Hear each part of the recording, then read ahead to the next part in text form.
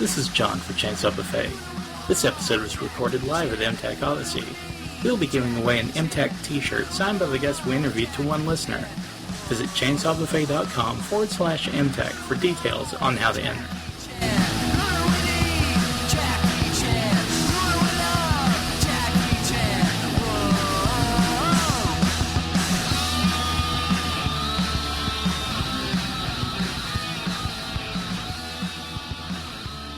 Should I just start with a lot of four-letter words? Just a let's get them all out now.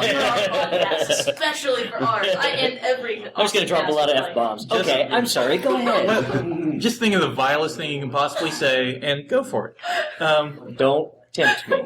Consider yourself tempted. Yeah. Anyway. Welcome, listeners, of both the Chainsaw Buffet podcast as well as AwesomeCast. I'm your co-host for this extravaganza, as you will, John, for those of you who don't recognize me. And we have a very esteemed guest, legendary voice actor, and I can't say that strongly enough, Spike Spencer. You're silly, thank you. The living legend. Oh, God. All right, thank you. Thank you for that big, amazing, ridiculously overdone intro. Welcome to MTAC for the first time. It's great to have you. Absolutely, man. It's a pleasure. So what have you been working on recently? I can't say, unfortunately. You sign the non-disclosure agreements, and then you can't say anything. So I literally cannot say. All right, we'll take it a few steps back. What have you done that you can't talk about? Okay, well, as most people know me as Shinji in Evangelion, that's the big role that because, oh my God, you were Shinji. I'm like, yep, I sure was. And I'm like, what, are you kidding me? I'm like, yes, I know. And then they go, okay, I got it. And but a lot of people don't know I did 8 characters on World of Warcraft. Which 8? Ottoman the Huntsman, Romulo the Actor, Mechtinder Steamrigger, Spoggle Grease Cakes, the voice of Fear, Anguish, and the Reliquary of some crap, and Blood Elf Male, Captain Arnath, and Makra. All of our World of Warcraft fans will be excited to hear Sweet! that. So your wife. Yeah, my wife. I was totally just going through going, oh man, is it sad that I know all of those? Well, you read the list off like a pro, though. Like It's not my first time, baby. I'm sure. Not your first rodeo. This is not my first rodeo, partner. And I'm from Texas. There you go. There you go. Boots proof. Now you've got a new fan site up, correct? Yes, it's called Almost Evil Minions, and .com, and that's what my fans call themselves, my Almost Evil Minions. They're not evil, really. They're kind of more cantankerous, mischievous kind of thing, so they're almost evil. Okay, well, apparently I thought I qualified when I signed up, but apparently I'm too evil to be almost evil, so. It's all right, I'm the overlord. No worries. Or are you the evil overlord or the almost evil? Well, I'm almost evil. Well, again, if you've got bail money, I'm more evil. Mostly I'm just silly. Now, you've started doing some voice acting workshops, correct? Yes, I do teach. I will be doing one with Bang Zoom on May 15th out in Hollywood. I do privates online, Skype or email or what have you. But I've been teaching for about 20 years, but just off and on, a little here, a little there, but I haven't done it in the last 5 years, so I'm getting back into it a little bit. Now, recently, the president of Bang Zoom did a huge big thing online, a letter online to pretty much the otaku fan base. It pretty much said anime was dead, or at least dying. Do you think that's true? Hope not. I don't know. I'm not in the upper echelons. I do know it's kind of rough, but it's very popular. It's still a very popular medium. I think there's a lot of people. One thing I can say, and a lot of us other voice actors say, don't buy bootleg merchandise. Mm-hmm. Because if you like what you have, what you see, what you hear, then you're going to have to buy the stuff so that they can pay us. So that we can make it. Otherwise, it's going to die, and we don't want that. None of us do. No. So you say you've been teaching for a number of years. Is that teaching acting or teaching voice acting? I've actually taught both. I am an actor, first and foremost. Right. On screen is my main thing, and I just haven't done a lot of that since I moved to Hollywood, because I'm starting over there. But I did films and TV before in Houston, where I'm from. So that's when. So when you're acting, you do everything. Mm-hmm. I'm not a voice actor. I'm an actor. Right. I also do voices. So as far as the lessons go, what do you teach as far as when you teach acting versus when you teach voice acting? Well, the acting that I taught, I wasn't really an acting coach. It was more about the business of acting. Mm-hmm. So I taught about the fundamentals of marketing, et cetera, how to run your business like a business. I've run several businesses in the past, and it's just big taxes, et cetera. The boring crap. But you got to do it because as an actor, it's a business. This is a business. Me being here with interviewing right now, this is a business. This is all. We're all doing business, and this is part of it. And you have to be professional first and foremost. And that's kind of what I taught in the acting side. I didn't get into let's get all method. Right. I'm not a method, baby. So I'm not going to ask how you get into voice acting because that's stupid. But I am going to ask how did you get into voice acting? Okay, well, I will actually refer to that first non-question because I would say buy my book. Step 1. No, I got a little Step booklet. 2, I got a little profits. booklet. Step 2 is go to acting class. Now I got involved with acting because I just loved it from the get-go. When I was ever since I was a kid, I used to talk to my food and make it talk back to me, and drove my parents crazy. And it's like, you're a French fry. I'm going to eat you. No, you're not. Yes, I am. I'm going to eat you. No, you're not. Yes, I am. Check this out. I'm about to eat you. No way. Okay, here.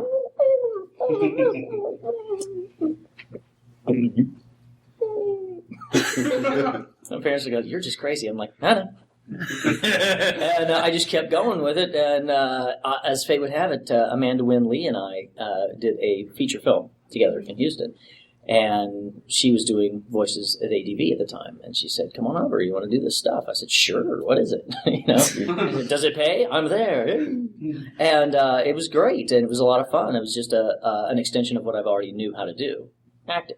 And it's just, microphone's a little different and matching the mouth flaps. So went over, auditioned, got some roles, and then bam, Ava.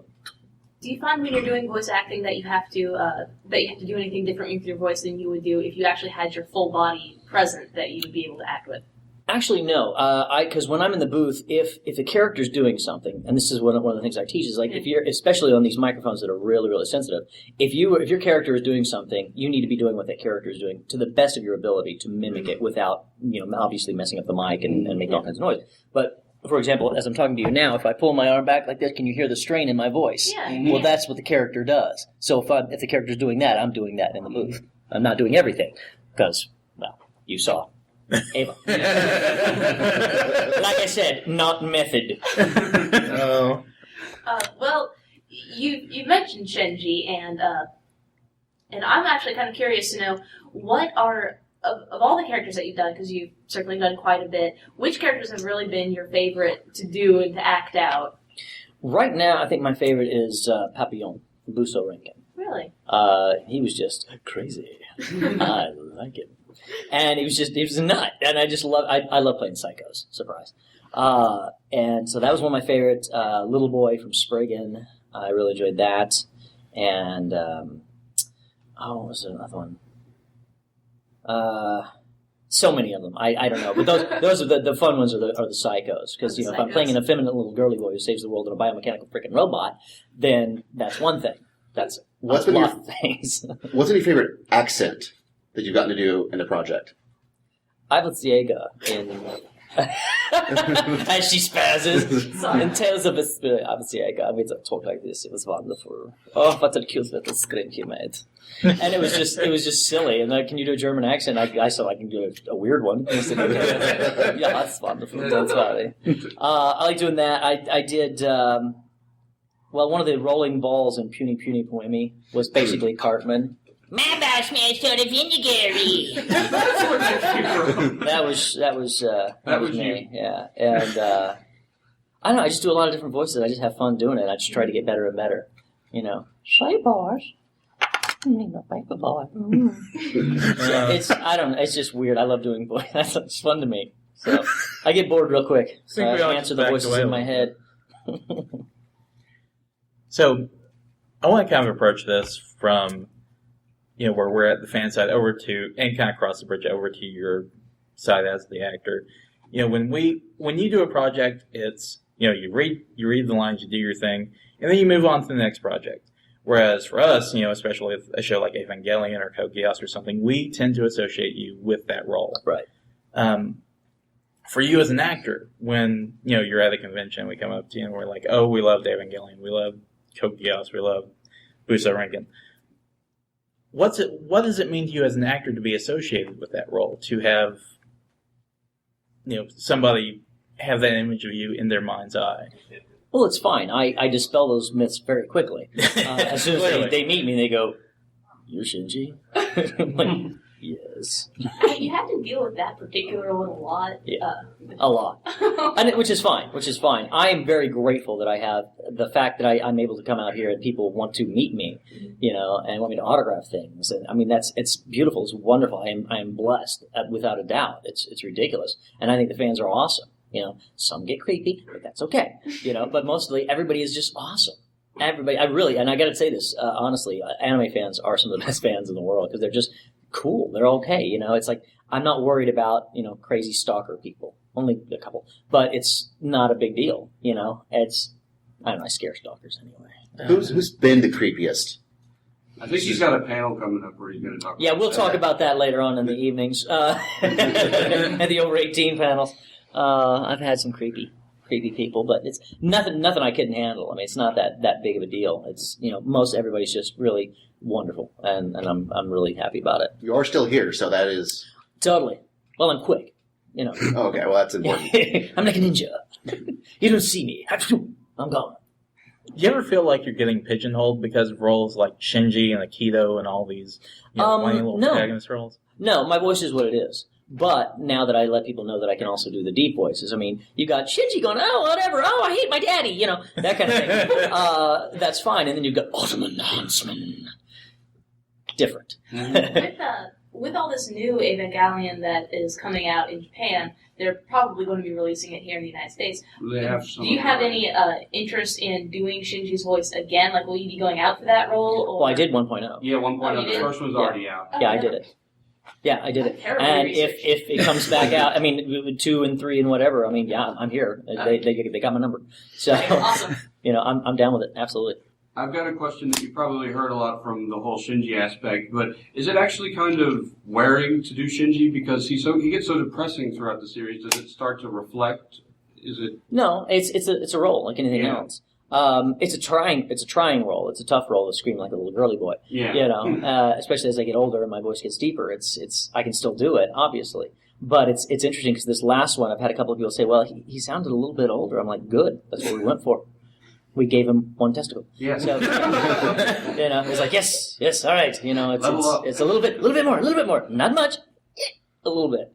But it's an acting role. But I go in one day and then I'm done. That's it. Entire show done. Do you ever look forward to getting the second testicle in? I don't think he ever will. No, there's a limit. It's Shinji. Pretty much, yeah. How taxing is that role physically? Because especially in the Evangelion and the movies, he screams a You lot. gotta scream. Yeah. Yes. It's very taxing. He does scream a lot, and I've gotten better at screaming, but it's as you can tell, like this is wine. But as when you get in the booth and you start screaming, you always do that at the end. Mm-hmm. Because it's just you go through it. If you start screaming at the first, then you're just gonna be okay. Hi, I'm Shinji. Yeah, I hate my daddy. Must have run away. Got that. Blah blah blah. Where's my cigarette? I need a smoke. Harvey Firestein is. I just want to be loved by my daddy. That's a role. Oh, I'm twisted. Come to my panel tonight. It'll be great. Well, one thing I've kind of wondered, and I wonder this about a lot of voice actors too, is we're all anime fans. It's part of why we come and we have you do the role. Would you say that you're an anime fan yourself, or is there something else that you're a member of fandom of? Well, it's not that I'm a fan or not. I don't watch it. I don't play video games. I don't have time. Yeah. I do the work, Mm-hmm. and I get that, and I get to see the shows from that aspect. Yeah. But it's like from my character point of view, and that's it. It's like I do my character, then we fast forward to the next part where my character is. The next part, like I'm in Bleach, I'm Hanataro, and I have no idea what's going on in that show. Mm-hmm. Because, I do my thing, and then I don't hear anything, months later. I was like, oh, you come in and do, 5 lines, and then where are we in this crazy show? I don't know. Mm-hmm. And I just don't really have time. I actually sat down and watched Ava 1.0 because I did watch Ava all the way through before we started Shinji the very first time, and I was like, what? And as some of you have probably heard, the alternate Ava ending off of my demo that we put in the last minute and a half. It's just hysterical. But I did watch 1.0 because I had a date and she wanted to watch it. So of course I'm going to do what she wants to. Anyway, when a cute blonde tells you something to do, never mind. Anyway, so we watched the show and I was like, you know what, this is pretty damn good. Especially some of the new new stuff in there, which I was just like, this looks really good. Because I don't usually like to listen to myself. So I just kind of tried to tune out me and just kind of watch the show. And I was like, still twisted. Don't know what the hell those things are. But hey, it's cool, So. Does that make it more difficult for you not having the context when you're coming back months later to do like the 5 lines? No, not at all. I just do what the director tells me. That's if you get upset with anybody's dub, blame the director, not the voice actor. That's what I've heard. We're just doing what we're told. Actors anywhere, we're just doing what the director tells us to do. That's our job. We get told what to do. And it seems in productions you can actually tell a big difference when the director actually knows how to direct or when they're just throwing people say this and that. Yeah. So have you had experiences where you can tell that something's amiss? Or I guess from an actor point of view that doesn't matter as much. So. Yeah, it does. Big time. I was on a film in New Orleans. It's not New Orleans. And I was it was a Scott Glenn, and I was playing I just had a one-liner thing, one little scene, and I was a soldier. Mm-hmm. And I jump out of this helicopter, I run up and take point. And we've got real soldiers. We've got SEALs and Army and everything. These guys take point, and they're sitting out there. I'm like, this is really freaking cool, right? Mm-hmm. And so I jump out and I run over and I say something to the. This is all my demos on my acting demos, but I say, what's the sergeant doing out there? Doesn't he know that could be a minefield out there or something like that? And I'm holding my gun down like this, which is what you do. I'm from Texas, I know. Mm-hmm. The director did not, and he's like, somebody tell him how to hold his gun. And I'm sitting there, I'm going. I look over to SEAL, I went, he heard it. I went, he's like, you're good. And then again, oh, never mind, he's okay. I'm like, I know. But it's the kind of thing when you go, what? That's why you see in like acting in movies, every time somebody raises a gun, you hear, where does that come from? Mm-hmm. Who does that? But we got to realize it's acting, and everything out of Hollywood is crap. Reality shows, everything. It's all fake. They don't know. Everything is fake. Believe me. I've never seen anything like it. Moving out there and learning, I'm like, wow, everything's fake. My boobs, totally fake. I'm real. I'm just not going to comment. Do you guys have any water? By any chance, is there more water on it? I am just parched and crazy. Oh, you rock. You're my new hero. Mm-hmm. So, what do you do to kick back and relax? Like, how do you have fun? Red wine. Large quantity. Pretty much. I got a box of it in my room. A real connoisseur drinks by the box. Actually, that's the best way to drink it, actually. Because it never reaches, never goes bad. You can have it as long. It doesn't last long for me, though. There's a little box I cook. With a plastic bag in it. Yeah. Actually, that and screw top. We can talk about wine all day long. I believe me. I've tried. Let's go. I've tasted wine all over the world, man. And if there's one thing Spike Spencer knows about, it's wine. I know some wine. Well, I know what I like. I'm not really like what's the difference between Cabernet and Merlot? And I don't care. It's red and I like it. Well, I was going to say I cook. I'm a very good cook, and that's why I'm writing the dating cookbook called "Don't Kill Your Date and Other Cooking Tips," and that's the panel I'm doing tomorrow night after my panel with Neil. And so I cook, I sail. I'm training to be a skipper out of Marina Del Rey. I love sailing; it's awesome. And I travel, and I date beautiful women. Where have you recently traveled to? I just came back from Puerto Rico. How was it? Awesome. I loved it. I wrote it. It's on my blog, actually. I wrote about it, and it's such an interesting place because it's a dichotomy. You have this great food, which I really enjoyed, and some beautiful scenery, but also you got some kind of third world kind of feel to parts of it. I'm just kind of like, is it a state? Is it not a state? Is it what is it? But there's a romantic thing about it, and I'll go back. I'll definitely go back. And I'm going to Vancouver and Edmonton later on this year. I'm going to go up to Edmonton, rent a car, and then travel through Lake Louise and Banff and all that, and then go to Vancouver.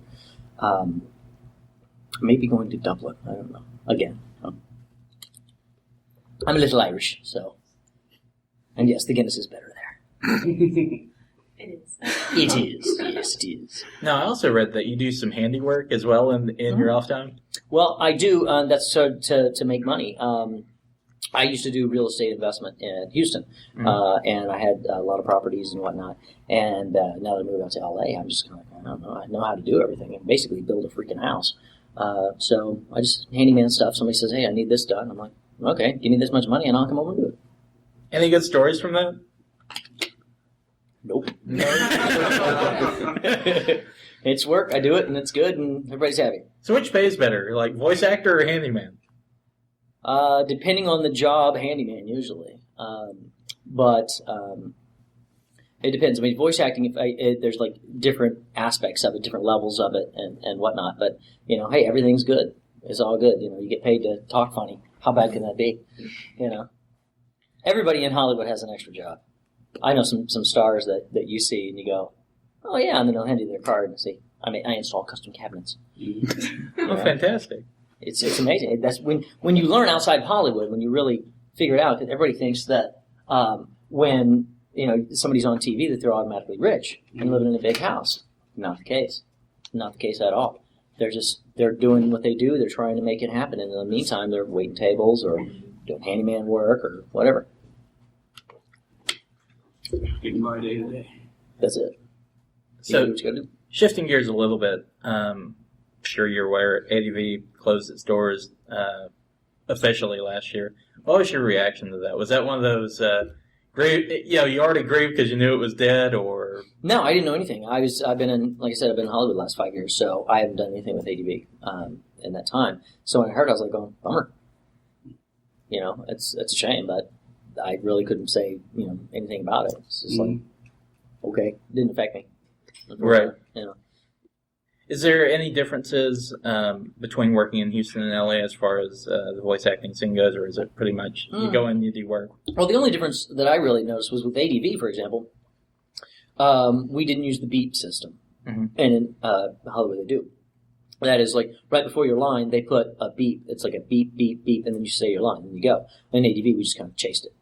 And that was kind of an interesting, because when I first got out, I was like, okay, and I beep, beep, what the hell was that? No, I knew what it was, but it was different. That's really the only difference. And working with different studios, I've been all over the place in Hollywood. I do this with this studio, this with that studio, this with that studio, and there's just so many studios.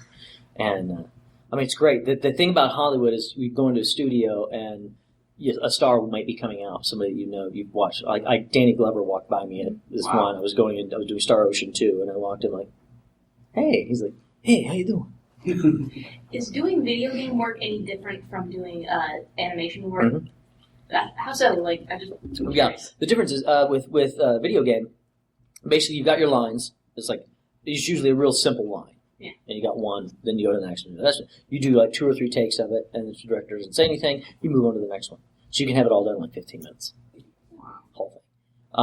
And that's pretty much it. You don't have any mouth flaps to match usually. Any of that. Now sometimes you do. Like Star Ocean 2, we did both. It was back and forth. There was a long one. So I was in there for 50 hours, doing different things, which is, yes, I want more. I want a lot more of those. Anyone listening? Okay. But that's kind of the difference. Now with the anime, obviously, you have to match the mouth flaps. Mm-hmm. So you go at one scene and they move it and tweak it and do it and try to make it all fit. If it doesn't fit, then you do it again. And sometimes it's so funny because usually the most takes, it's like you got this much verbiage that you got to say, all this whole line and all this blah blah blah blah blah blah. Well, yeah, that's perfect, great. And you go. Then the next line is, but still, and you take 20 takes on that. No, need it higher. But still, more. But still, what do you want? Who's been some of the favorite people that you've been able to work with over the years? Well, Amanda Rinley is one of my ultimate. Keith Burgess. Keith Aram over at PCB and his wife. They're just awesome. Everybody, Richard Epcar is great. Everybody, Wendy Lee, worked with her. She's a love. She's just awesome. Everybody I've worked with has been really freaking cool. And there's been one director I had to cordially invite to go have sexual intercourse with himself, and I never worked with him again. But other than that, it's been great. So, I love working, and it's such a fun environment. That we just get in there and we be silly and we be silly. Okay. Anyway, we get to be silly. How can that be wrong? And do you have any current stage or screen projects? Well, I've been working on a script. I've got a screenplay that I'm rewriting now. I've got some people looking at it to produce a film. And that's in the works. I'm finally actually making some move on that. Other than that, I'm trying to get onto some sci-fi stuff. I love sci-fi, and I want to be on sci-fi series. That's my goal. So I'm staking it up to the universe. Everybody, listen up. Spike Spencer wants to be on a sci-fi show. Or a comedy, because or sci-fi comedy. Eureka! Stuff like that. That's where I really want to be. Well, that and also doing straight character animation, Family Guy, Simpsons, that sort of thing. That's my goal. Those are my two goals right now. Hear that, Seth MacFarlane? Get him on your show. Mm-hmm. You heard me. Hell, he already does everything. He's brilliant.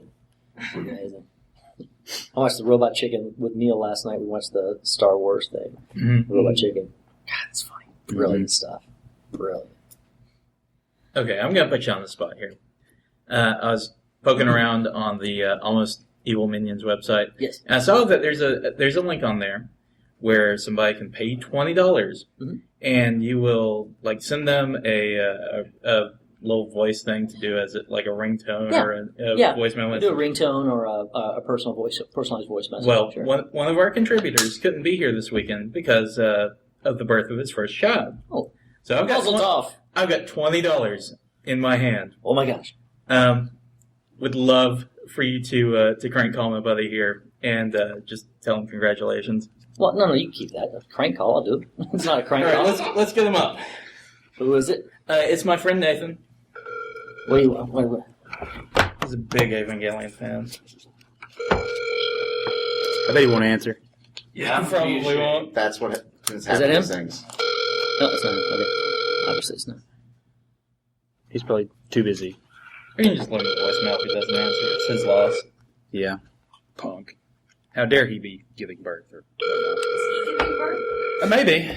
Well, they I don't know had how. the child. I don't know how it works. Maybe it was twins. I failed that class. I apparently missed that tweet, but Apparently he does not have phone mail. apparently his voicemail is also off. Dang. Hey, Nathan, I'm not in my phone right now, but if you leave a message, I'll get back to you soon. It's going out to the world. Hello, Nathan. This is Rumpelstiltskin. I hear you have a baby. Well, it's time for me to collect. I am coming over to get the baby later on this afternoon. So, mazel tov, and I will see you soon. That's fantastic. Thank you. Yeah. How's that? That's perfect. He'll love it. He's going to be like, what the hell? Who was that guy? Why was Dylan calling me as Rumpelstiltskin? What is he drinking? He's rumpled skill set. What? Trash. Oh, anyway, so, yeah. What else? Fantastic. You guys have anything else? I think I've asked all my questions. Well, you got some writing in the works and some writing done. You're pretty passionate about the writing side of things, or is that just a side to the acting? All of it's creative. Mm-hmm. Everything I do is I'm a creative person, and I want to write. I want to do travel shows, food shows. I want to be acting on screen. I want to be doing voice work. I love doing what I do. So yeah, I'm pretty passionate about all of it. And as soon as it's going to keep getting better. You do what you love, and the money will flow, and it will. It's coming. I get to go all over the world and talk to cats like you, which is freaking awesome. Mm-hmm. What I tell people is all these this is my around the world stuff. Like, this is Paris, this is Australia, this is New Orleans and Venice Beach and Chicago and Puerto Rico, and that was my dad's. But either way, you know, I'm talking about my rings, folks. I wear a few. And it's a passion of mine. It's all a passion. And throw yourself into your life with passion, and you can't go wrong. Yeah, like I cook. You know, I love cooking. It's a passion. It's creative. So that's the common thread that even holds the handyman, writer, actor, cooker, or chef, Exactly. cooker. He's a cooker. He's a slow cooker. Ha ha! Fries are done. You know. What's one of your favorite recipes? My favorite recipes. I'm a sucker for fried chicken. Period. I'm a Southern boy through and through, and that's, you know, people are like, well, I'm a vegetarian. Well, get out. You know, it's hard to find. I date girls in Hollywood, and they're like, well, I don't eat this, this, this, and this. Get out. What do you eat? A fine protein paste. Great. Like the astronauts. Yay. Luckily, I've been to NASA. As far as my recipes go, I do one simple thing that I love to do is with bread, and I learned this in Barcelona. You take a bread. This is what I'll be talking about actually tomorrow night on my dating cookbook panel. But for example, bread. Take a bread, slice of bread, any kind of bread like French bread, and you slice it and you put olive oil on it. You broil it or grill it both sides. Then you take a garlic clove, cut it in half, and rub it on the bread both sides. And then you take half a tomato and rub it on both sides. Then sprinkle it with a little kosher salt. Changes it to it's another world. It is amazing. And that kind of stuff. You know, it's like, I make my own bread. So I'm like, I do that, and I've got this really dense, great recipe that I make, and then I cut it and do that, and it's just this chewy heaven, you know. And my friends are like, my God, what did you do? I'm like, I'm just brilliant. Cooking is magic. Cooking is magic. It really is. It elevates. Nobody does it anymore. So I see. That's one of the things. That's why the dating cookbook thing. I do that for my dates. I don't like to go out and spend money because I think when you cook for somebody, you're showing them something from your heart, and I like to share that with people. I like to talk and get to know people, and it's a great way to sit there and chat and have some wine and some food, and it's just relaxed and comfy. And it's great. That's the dating cookbook. bread is the most simple thing that you can impress people with, because nobody makes their own bread, and it doesn't take a lot of work. It's just time. That's it. It teaches. It's kind of Zen. Cooking is Zen for me. You know, it's like people are like, well, you did all this stuff. It took me 2 hours to get something ready. Like, you know, chopping and all that stuff is preparation. My knife skills are pretty damn good. You know, and I like doing it. People are like, well, here's this quick chopper. Why don't you get that out of my kitchen? I've got knives. Sucker. You know, so anyway, that's one of my passions. I've got a set of 5. Yeah, go for it. Cool. This is what we call the Awesome 5. The Awesome 5. This is our huge, hard-hitting, important questions. I'm gonna cry, aren't I? Yeah, we're That's not right. associated with them, by the way. Okay. All right. What are your favorite candy and or sweets? Candy and or sweets. Blondes. Acceptable. If you're stuck on a desert island, and you had to choose 3 tools for survival, what would they be? Good Lord. I told you these are hard-hitting questions. A blonde. Not 3? And a brunette and a redhead. Ah, brilliant. These are easy. All right. I'm just gonna keep saying the same thing over Okay, and over. well- Ha ha. Be interesting. What project that you have worked on, besides Ava, would most benefit by the inclusion of giant robots? Blondes. The blonde. Let's see. What would inclusion of giant robots? That would have been fun. Well, yeah, I don't. You know, define giant. I mean, you know, there have been places where mechanical objects would have been great. At least building size. Oh, well, then, no, that's different. We're spiraling. You know, I have a Disney film that I did with Frank Langella. That would have been cool. Yeah. It's called Now You See It. Throw a giant robot in there. Awesome. There's a thing where someone said once that you can judge a society by the monsters they create. So what would your monster be?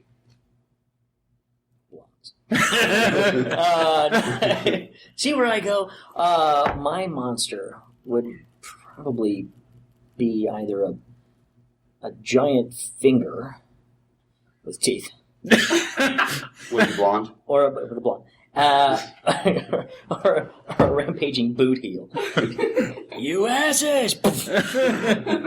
Oh no, it's the boot of destiny! Oh, that would be a cheap film to make. Isn't that furry curry? Didn't they already make that? The raging boot heel of Antioch. Alright. And then finally, release out of this 5, how many awesomes out of awesome are you? I'm gonna go humble and say I'm not. But really? Oh, really? No. Well, let's just cut the BS now. Come on.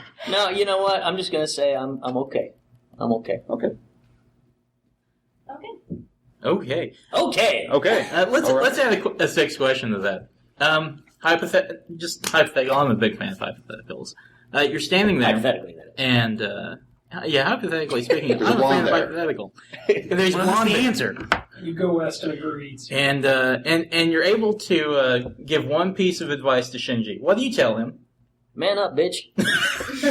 That's exactly what I was expecting, but I had to ask. You expect? It'll be okay, Shinji. It'll be fine. Well, some bitch. How would you feel? Would Shinji be different if he was blonde? Was what? Or if he Shinji had a was blonde. or had a blonde, would he be different? If he had a blonde, he'd be much better. What aspect of life is not improved by the addition of blondes? You know, Giant robots and blondes. I say Giant blonde. blonde buds. They're just being funny with blonde stuff. I don't really care. I love all women. They're all fantastic. So, print that. We're an audio podcast. We don't print anything. No. Print that. I can Print that. No, I mean print it. Just Okay. write it down. And All right. I'm getting on it. women are fantastic. So anyway, what else? Women Wiggity wag. are... I think we can let you. I think we've tortured you long enough there. No, it's been a pleasure. I Well- enjoy talking to you guys. Thank you so much. Absolutely. What? I'm sorry. Can I get you to just talk as Jaeger for a little longer? Why, what are you going to do while I'm talking like Jaeger? She's going to go into another room and have a private moment. I've got to go have some alone Mimi time.